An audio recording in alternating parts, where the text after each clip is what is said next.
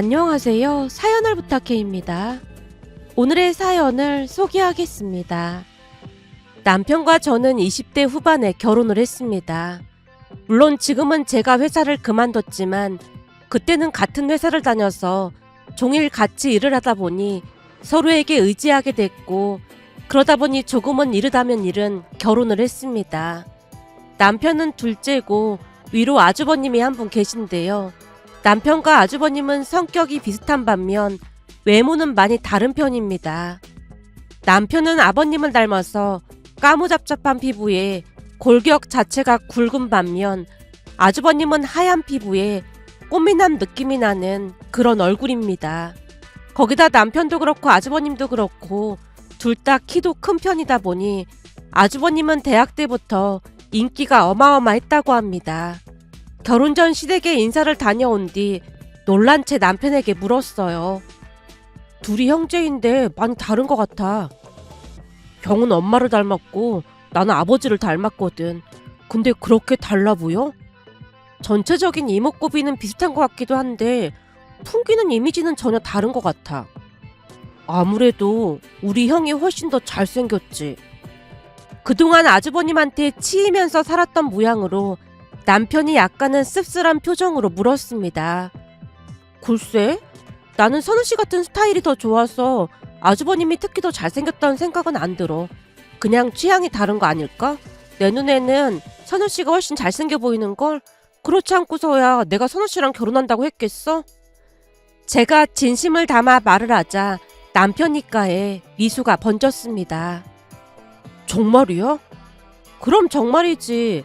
사람마다 매력이 다 다른 건데 누가 더 잘생겼다라는 게 무슨 의미가 있는지 모르겠어. 그래도 연주가 그렇게 말해주니까 기분은 좋네. 사실 사람들이 항상 형이랑 비교를 많이 하다 보니까 좀 그랬거든. 내가 이런 말까지 해도 되나 싶긴 한데 심지어 대학 다닐 때 나랑 사귀던 여자가 우리 형 얼굴 보고 반해서 형한테 고백한 적도 있었거든. 남편이 고개를 푹 숙인 채 한숨을 내쉬었는데요. 도무지 믿어지지가 않아서 제가 물었어요. 그러니까 선우씨 몰래 아주버님한테 고백을 했단 말이야? 그래서 어떻게 됐는데? 당연히 형이 기겁해서 쌍욕을 했다고 하더라고. 그리고는 나한테 당장 헤어지라고 엄청 뭐라고 했고 말이야. 진짜 세상에 별의별 사람이 다 있네. 대단하다. 그럼 아주버님은 여자들한테 인기가 많아서 많이 사귀고 그랬겠네? 오히려 그 반대야. 우리 형이야말로 지금껏 모태솔로야. 남편 입에서 모태솔로라는 말이 새어나왔기에 제가 눈을 동그랗게 뜨고 물었습니다. 에이, 인기가 그렇게나 많은데 모태솔로라니 거짓말이지? 사실이야. 그렇잖아도 나도 궁금해서 언젠가 한번 형한테 물어본 적이 있는데 진실된 사람을 못 만났거나 뭐래나 그러더라고. 진실된 사람? 형은 외모나 그런 것보다는 당차고 진실된 사람이 좋더나 봐. 근데 그런 여자를 아직까지 못 만났고 말이야. 지금도 좋다고 따라다니는 여자는 많은가 보던데 눈길 한 번 안 주더라고. 남편 말을 믿기 어려웠기에 그냥 한 귀로 듣고 한 귀로 흘러버리고 말았는데요. 결혼하고 보니 아주버님이 모태솔로라는 말은 사실이었습니다. 남편 말처럼 진실된 사람을 못 만났다고 했지만 제 생각에는 눈이 높다는 생각만 들 뿐이었어요. 그렇게 얼마 뒤 우리는 결혼을 했습니다. 시댁이 지방이라 결혼식도 지방에서 했는데 시부모님은 많이 가부장적인 분들입니다. 특히나 시부모님은 제사에 많은 정성을 들였고 제사 음식 또한 제대로 만들어야 한다며 시어머님 잔소리가 어마어마했어요. 물론 우리 친정도 제사를 지내긴 하지만 가족들끼리 돌아가신 분들을 추억하는 자리로 시부모님처럼 제사에 엄청난 의미를 두진 않습니다. 그랬기에 시댁의 제사 문화가 이질적으로 느껴질 수밖에 없었어요. 시댁에 가서 제사를 지낼 때마다 더욱 이질적으로 느껴졌던 부분이 있었는데요. 조금 전에도 말씀드렸다시피 아주버님은 시어머님을 닮아서 외모가 꽃미남이었기에 시어머님 역시나 미인형의 얼굴이었어요. 한마디로 여느 시어머니들과는 많이 다른 그런 느낌이었고, 그러다 보니 시아버님과 3살 차이밖에 안 났지만 외모로만 봤을 때는 훨씬 젊어 보였다고 해야 할까요? 그러다 보니 시어머님의 첫 인상은 제사를 지내지 않거나 지내더라도 크게 의미 부여를 하지 않을 것 같았는데, 그런 제 예상과는 달리 시어머님은 제사에 많이 집착을 했습니다. 결혼하고 첫째를 키울 때까지는 맞벌이를 하다가 둘째를 낳고 회사를 그만둘 수밖에 없었는데요. 혹시나 회사 일로 제사에 참석을 못한다고 하면 시어머님이 난리를 쳤습니다. 시어머님에게 몇 번 야단을 맞다 보니 나중에는 저 또한 제사에 심혈을 기울일 수밖에 없었어요. 시댁이 지방이다 보니 제사 포함 몇 번 있는 행사만 잘 참석하면 시어머님과 딱히 부딪히는 일은 없었으니까요. 어느 날은 제사에 참석하기 위해 다 모인 자리에서 30살 중반이 되도록 결혼을 하고 있지 않던 아주버님에게 시어머님이 걱정스레 말을 꺼냈습니다. 민우, 너는 언제까지 그러고 살 참이야? 그러고 살다니요? 지금 그걸 몰라서 묻는 거야? 얼굴이 못난 얼굴도 아니고 그 잘생긴 얼굴에 왜 결혼을 못하고 있냔 말이야. 엄마 말처럼 이 얼굴 때문에 결혼을 못하고 있는 거잖아요.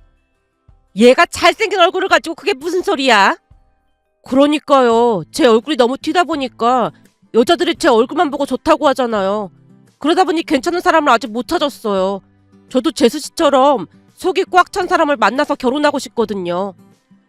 순간 아주버님 말에 깜짝 놀란 채 시어머님 눈치만 보고 있었는데요. 그동안 시어머님한테 야단도 많이 맞으면서 일을 배우기도 했고, 그러는 동안 칭찬을 거의 들어본 적이 없었기에 시어머님이 저를 좋아하지 않는다는 것을 내심 알고 있었거든요.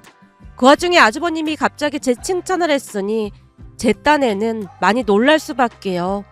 제가 얼떨떨한 표정으로 시어머님 눈치만 보고 있자 시어머님이 제 눈을 피한 채 조용히 대답했습니다.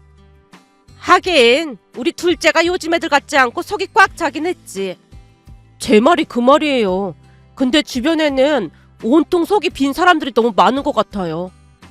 그래도 사람을 만나봐야 어떤 사람인지 알 수 있을 거 아니야. 그냥 겉모습만 보고 판단하는 것도 좀 그렇잖니. 그냥 딱 보면 어떤 사람인지 아는데 만나봐야 뭐 하겠어요. 선우랑 재수씨처럼 서로 위해주고 대화도 잘 통하는 그런 사람이랑 결혼하고 싶어요. 집신도 제 짝이 있다고 하던데 언젠가는 나타나지 않겠어요? 그러니까 너무 결혼하지 마세요. 요즘 보니까 주변에 이혼하는 사람도 많던데 그게 다 순간만 좋다고 결혼해서 그런 거라니까요. 평생을 함께할 사람인데 당연히 신중하고 또 신중해야죠.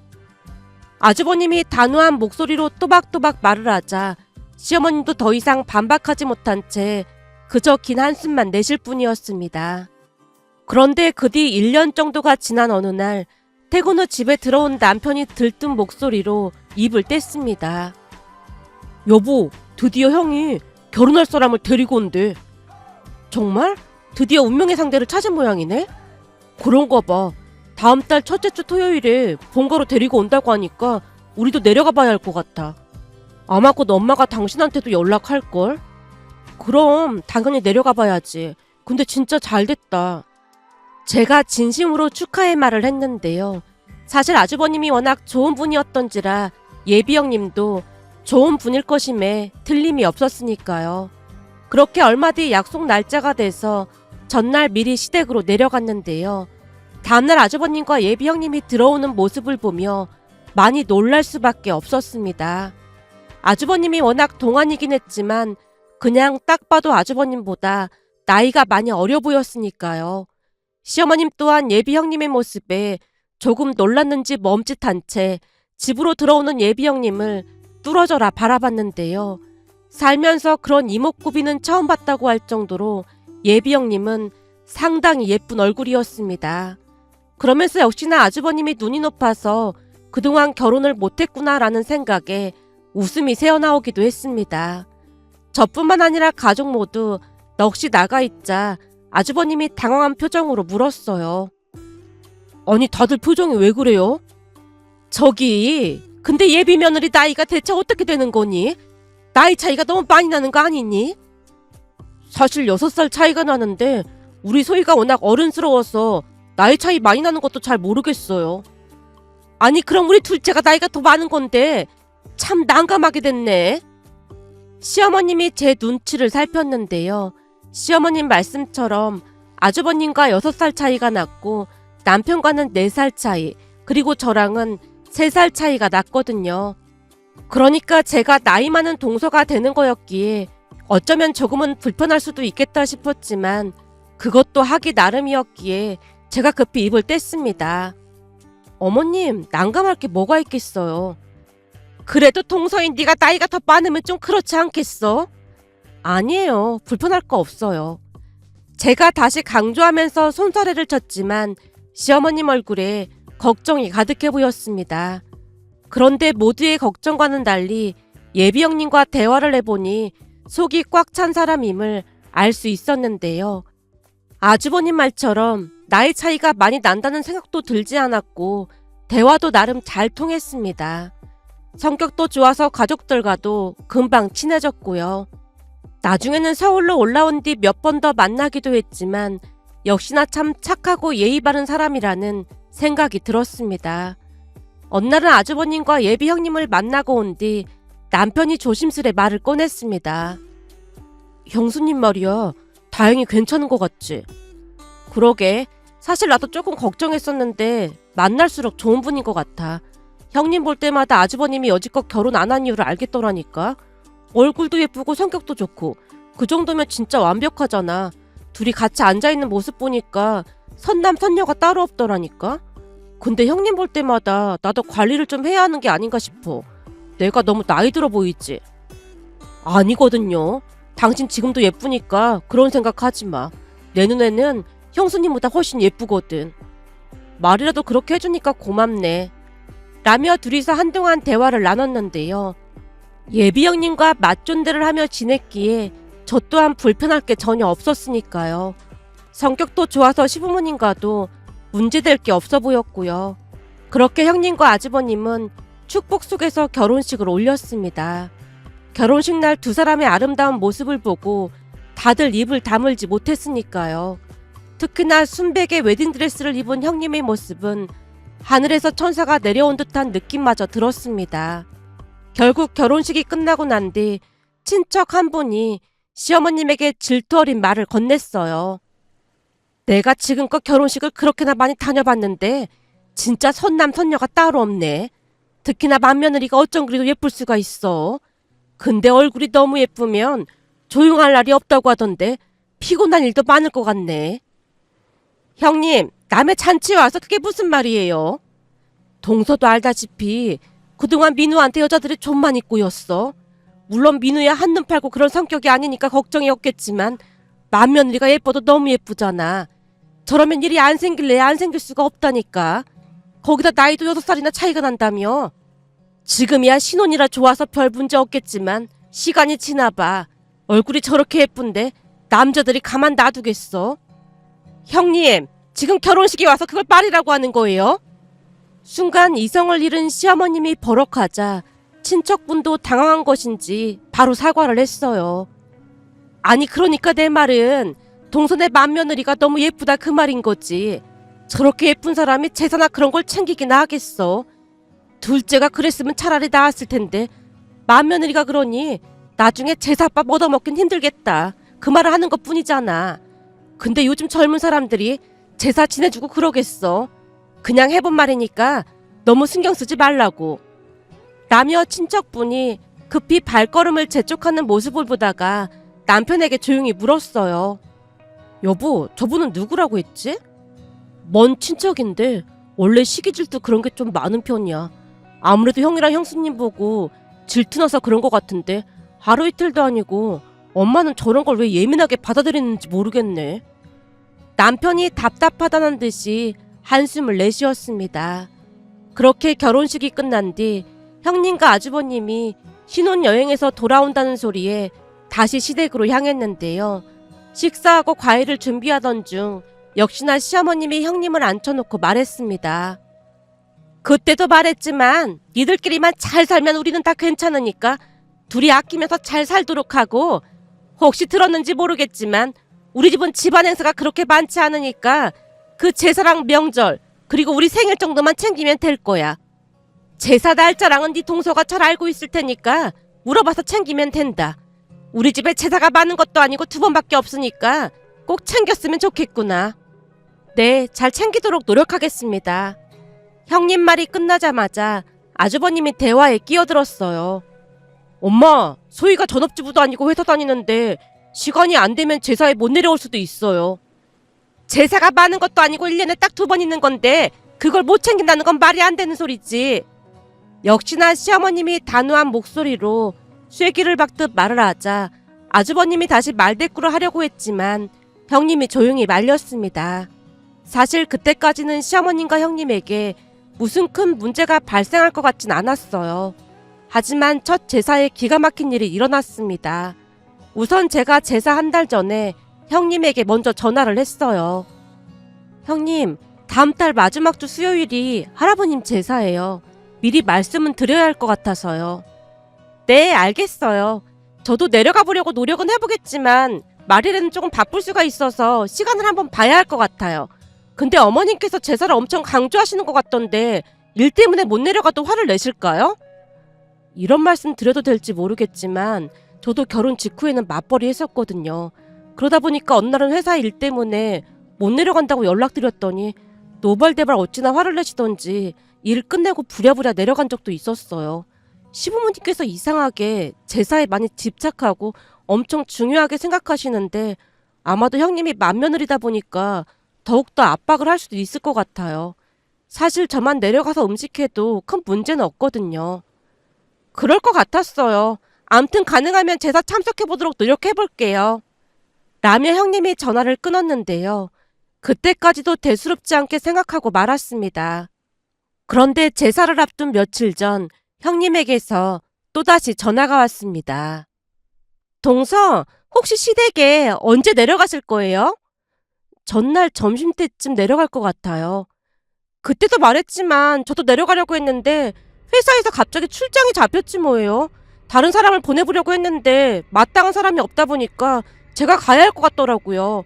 동서한테 미안해서 어떡하죠? 아니에요. 저는 괜찮아요. 근데 어머님이 난리치실 것 같은데 어머님이랑 통화는 하신 거예요? 어머님께는 제가 따로 연락드릴게요. 동서한테 제일 미안하네요. 형님의 진심이 고스란히 전해져 왔기에 안쓰러운 마음마저 들었는데요.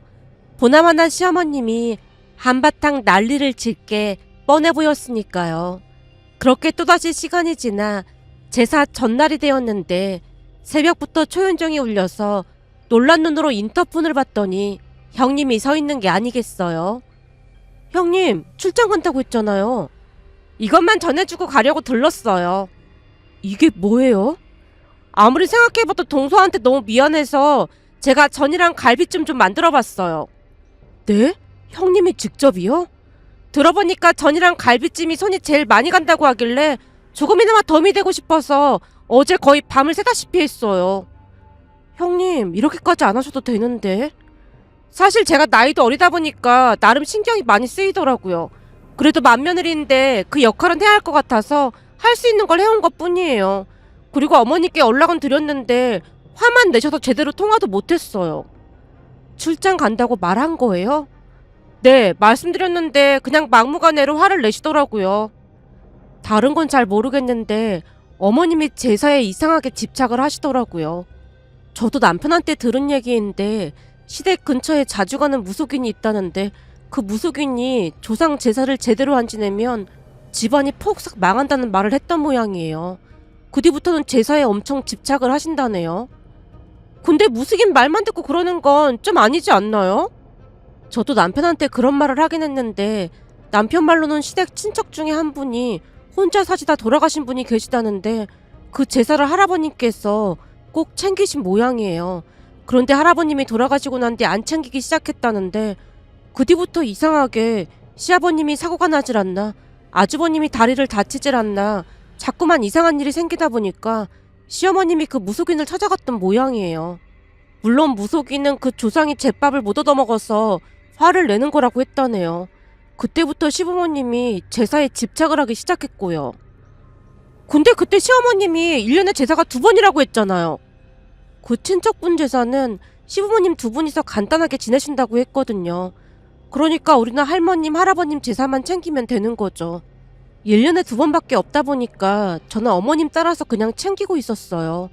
하지만 형님은 회사를 다니니까 굳이 안 챙겨도 될 것 같긴 한데 어머님께서 화를 내실 것 같긴 했어요. 근데 전이랑 갈비찜 하느라 잠도 제대로 못 잤을 텐데 어떡해요? 그래도 제 마음이 너무 불편하다 보니까 이렇게라도 해야 편할 것 같아서요.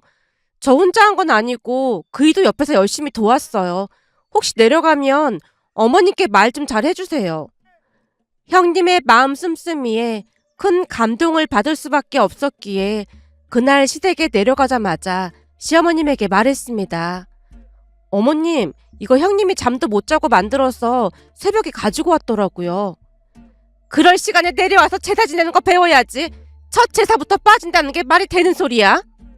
형님도 내려오고 싶었는데 갑자기 출장이 잡힌 모양이에요. 저 혼자서도 충분히 할 수 있으니까 제가 빨리 할게요. 출장 그것도 다 거짓말하는 거다. 그게 다 내려오기 싫어서 그런 거라니까. 시어머님이 잔뜩 성난 얼굴로 소리치다가는 형님이 보낸 전을 하나 꺼내서 드시더니 미간을 잔뜩 찌푸리고는 싱크대에 냅다 부어버렸습니다.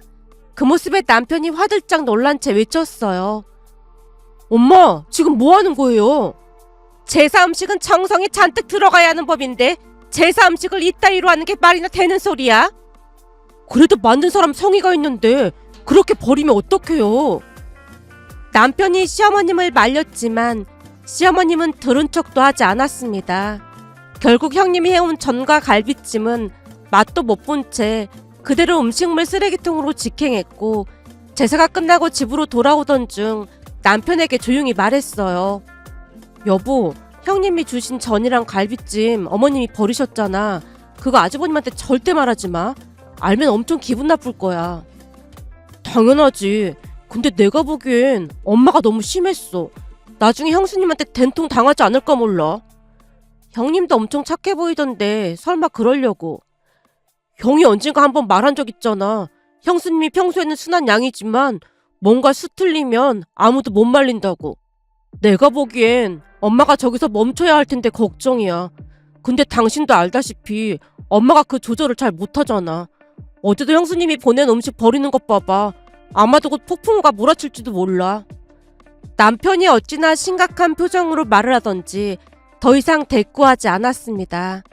그렇게 일주일이 지난 어느 날 시어머님이 호출해서 시댁으로 내려갔습니다. 형님과 아주버님까지 불렀다는 말에 남편이 불만스레 말을 꺼냈어요. 우리는 제사 때 내려갔다 왔는데 왜 또 부르는 건지 모르겠어. 어머님이 원래 가족의 그런 걸 엄청 중요하게 생각하시잖아. 가족은 뭐든지 함께 해야 하는 거라고 하셨으니까 우리도 같이 부르신 거겠지. 엄마가 형수님한테 한 소리 하려고 부르는 게 확실한 것 같지? 그런 것 같긴 해. 나도 잘은 모르지 뭐. 라며 잠시 후 시댁에 도착을 했는데요. 형님과 아주버님이 우리보다 먼저 도착을 한 모양인지 시어머님과 대화를 나누고 있었어요.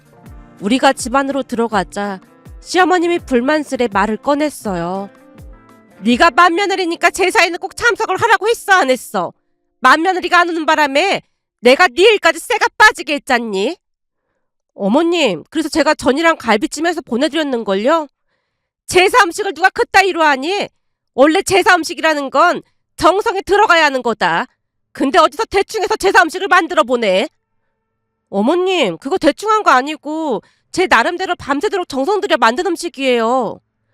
그때쯤 형님도 잔뜩 화가 난 모양으로 시어머님에게 말대꾸를 하고 있었어요. 그런데 형님의 말대꾸에 화를 이기지 못한 시어머님이 버럭 외쳤습니다. 그따위 음식을 제사상에 어떻게 올려? 내가 그거 다 내다 버렸다. 네? 그걸 다 버리셨다고요? 형님과 아주버님이 우리를 번갈아가며 바라봤고 우리가 안절부절 못한 채 서 있었는데요. 아주버님이 발큰한 채 소리쳤습니다. 진짜 우리가 만든 음식을 그냥 버렸단 말이에요? 그 갈비찜도 비싼 한우로 정성 들여 만들었는데 어떻게 그걸 그냥 버릴 수가 있어요? 그리고 산 사람이 중요한 거지 제사가 뭐가 그렇게 중요하다고 이 난리를 치는 거예요? 제사가 안 중요하긴 왜 안 중요해? 그 보살님이 제사 잘못 지내면 집안이 풍비박산 난다고 했다고 내가 몇 번이나 말했잖아. 엄마, 그거 다 미신이라고 했잖아요. 제사가 왜 미신이야? 너 우리나라 재벌들도 제사나 묘자리 이런 거 엄청 따진다는 말 못 들어봤어? 그게 그냥 그런 게 아니야. 니들이 뭣도 모르고 그런 말을 하는 것 같은데 그러다 니들 큰일 날 수도 있어. 재벌들이 괜시리 꼬박꼬박 정성 들여서 조상들 제사를 지내겠어? 재벌들도 그렇게 지내는데 그게 왜 미신이야? 오히려 시어머님이 따져 묻자 아주버님이 황당하다는 표정으로 넋이 나가 있었는데요. 시아버님도 조용히 거들었습니다. 네 엄마 말이 맞다. 다른 건 몰라도 제사는 챙겨야 하는 게 맞는 거지. 거기다 우리가 떠나면 맞이인 니들이 챙겨야 할 텐데 지금부터라도 와서 배워야 할 거 아니야. 네, 듣고 보니까 어머님 아버님 말씀이 맞는 것 같습니다. 형님이 목소리를 낮춰서 대답을 하고 있자 시어머님 얼굴에 화색이 돌았습니다. 그렇지, 내 말이 맞는 것 같지? 역시 요즘 애들은 재벌집 얘기를 해야 말을 알아듣는다니까.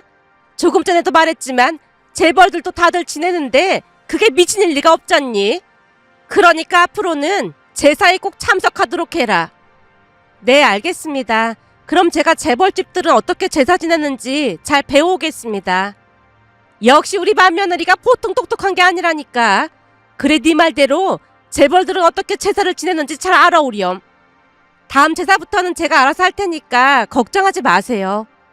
형님이 호언장담하는 모습에 우리 모두 어리둥절한 표정으로 형님만 바라봤는데요.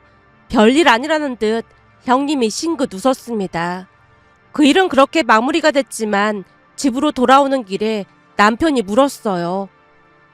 여보, 별일 없이 잘 마무리된 것 같긴 한데 왜 이렇게 꺼림칙하지? 그지? 당신도 그렇지. 나도 왠지 마음 한구석이 꺼림칙하긴 한데 형님이 알아서 하지 않을까? 그 문제에 대해 더 이상 말을 하고 싶지 않아 애써 모른 척 했습니다. 그런데 그 뒤 몇 달이 지나갔고 또다시 할머님 제삿날이 다가와서 형님에게 연락을 했어요. 형님, 다음 달에 할머님 제사인 거 알고 계신 거죠? 그럼요. 잘 알고 있어요. 그렇잖아도 동서한테 연락드리려고 했는데 그동안 제가 재벌집 제사에 대해서 엄청 열심히 공부했거든요. 재벌집 제사요? 그때 어머님께서 재벌집 제사를 언급하셔서 제가 배워오겠다고 했잖아요. 그럼 진짜 재벌집 제사를 배우셨다는 말인 거예요? 당연하죠. 제가 알아서 할 테니까 동서는 그냥 지켜만 보면 될 겁니다. 형님이 알 수 없는 말을 하고 있었기에 당황스러울 수밖에 없었는데요. 자세히 물어볼 수도 없는 노릇이었기에 그냥 알았다고 한 뒤 전화를 끊었습니다. 그렇게 얼마 뒤 할머님 제삿날이 되었고 아침을 먹은 뒤 쉬엄쉬엄 시댁에 내려갔는데요. 시댁 마당에 주차를 하다가 놀라서 눈이 휘둥그레지고 말았습니다. 그도 그럴 수밖에 없었던 것이 시댁에 모르는 사람들이 분주히 음식을 만들고 있었고 형님과 아주버님 그리고 시부모님까지 곱게 한복을 차려입고 계셨거든요. 그 모습에 후다닥 들어갔더니 형님이 활짝 웃으며 반겼습니다.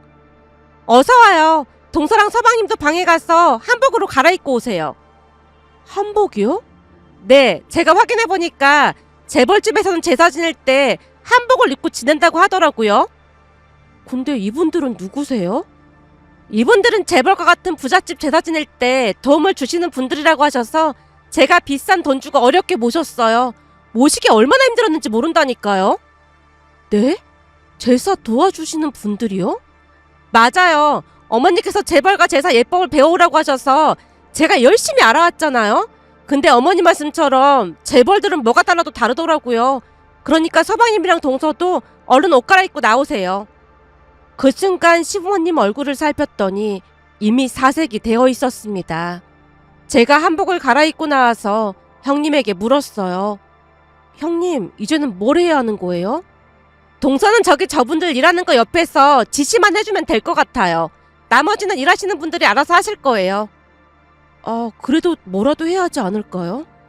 제가 그것도 알아봤더니 재벌가에서는 며느리들한테 일을 시키거나 하지도 않고 지금처럼 일하시는 분들에게 전적으로 맡긴다고 하더라고요. 그러니까 우리는 물어보는 거에 지시만 하면 될 것 같아요.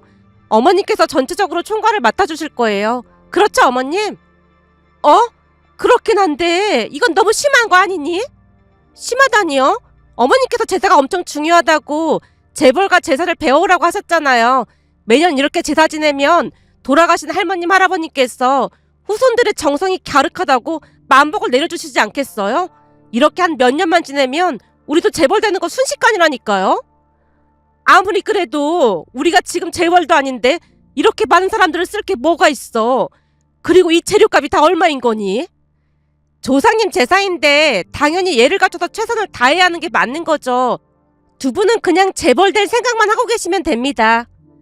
형님이 의기양양한 표정으로 말을 하면 할수록 시부모님 표정이 말이 아니었는데요. 시어머님은 혼이 반쯤 나가 있는 모습이었다고 해야 할까요? 그렇게 잠시 후 예법에 맞춰서 제사를 지냈고 일하는 분들이 설거지까지 전부 한 뒤 돌아가자마자 형님이 시어머님에게 청구서를 들이밀었습니다. 어머님, 우선 일하신 분들 일당이랑 재료값은 제 돈으로 계산했으니까 어머니께서 제 통장에 다시 입금해 주시면 될 것 같습니다. 뭐? 이 돈을 전부 달라는 말인 거야? 당연하죠. 제가 알아봤더니 재벌가에서는 시부모님이 모든 제사 비용을 내는 건 물론이고 며느리들 수고했다고 용돈도 몇백만 원씩 준다고 하더라고요. 그치만 우리는 아직 재벌은 아니니까 동서랑 저한테 용돈까지는 주실 필요 없을 것 같고 오늘 일한 사람들 일당이랑 재료값만 보내주시면 될 것 같습니다. 내가 사람을 부르라고 한 것도 아니고 네가 불렀으면서 왜 우리한테 돈을 내라 말아야? 어머님, 그 보살님의 제사는 정성을 들여서 지내라고 했다면서요. 그래서 어머니께서 저한테 재벌과 제사를 공부해 오라고 하셨고요.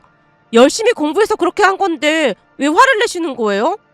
회사까지 다니면서 어머님 말씀 받들고자 정말 열심히 알아본 건데 제 성의도 무시하시고 정말 너무하세요. 형님이 눈물까지 글썽이고 있자 아주버님이 끼어들었습니다. 엄마, 맏며느리가 이거 알아보느라고 얼마나 고생을 했는지 모르죠? 여기저기 물어보고 잡지사 기자한테까지 찾아가서 어려운 정보 알아낸 거예요. 그런 사람한테 엄마가 그런 식으로 말하면 어떡해요? 그러니까 우리가 평생 재벌이 못 되는 거 아니겠어요? 거참 미치겠네. 알았어. 내일 보내줄 테니까 그만들 좀 해. 시어머님이 잔뜩 화가 난 채 방으로 들어가 버렸습니다. 그리고 다음날 우리는 일찍 서울로 올라왔는데요. 너무나 궁금한 나머지 형님에게 전화를 해서 물었어요. 형님, 어머니께서 돈 보내셨어요? 네, 통장 입금된 거 확인했어요. 진짜요? 형님 진짜 대단하세요. 어떻게 그런 생각을 하신 거예요? 저는 그냥 어머님께서 제사에 너무 집착하시는 것 같길래 그런 것 뿐이에요. 거기다 불합리하다는 생각이 들어서 그랬던 것 뿐인데 사실 어머님께 돈을 받긴 했지만 나중에 돌려드릴 생각이에요. 근데 확실한 건 앞으로 제사 때문에 동서도 힘들게 하진 않을 거예요. 근데 그 재벌가가 그렇다는 건 진짜예요? 그거요? 사실은 저도 잘 몰라요. 그냥 어디선가 주워들은 얘기를 한 것뿐이에요. 진짜요? 근데 어제 오신 분들은 진짜 같던데? 그분들이랑 미리 말을 맞춘 거라 그래요. 형님 진짜 대단하네요. 라며 제가 몇 번이나 감탄을 했는지 모른답니다. 그런데 형님의 방법이 통했던 것일까요? 그 뒤부터 시부모님이 더 이상 제사를 강요하지 않았습니다. 그렇다고 형님과 제가 제사를 모른 척했다는 말은 아닙니다. 다만 예전처럼 회사에 급한 일이 있든 말든 무조건 내려와서 제사를 지내라는 말은 더 이상 하지 않고 계신답니다. 며칠 전에도 시어머님에게서 전화가 왔는데요. 예, 다음 달 제사가 있는데 혹시 시간 괜찮니? 네, 저는 괜찮습니다. 그래? 아니 바쁘면 굳이 내려올 거 없고 시간 괜찮으면 내려오면 고맙고. 시어머님이 눈치를 보며 전화를 끊었습니다. 그 모습을 보며 아무리 중요한 가족 행사일지라도 조금만 융통성 있게 서로를 배려한다면 보다 행복한 가족이 될 수 있지 않을까 하는 생각이 들어 이렇게 글 남겨봅니다. 오늘의 사연은 여기까지였습니다. 즐겁게 보셨다면 구독, 좋아요 부탁드립니다. 고맙습니다.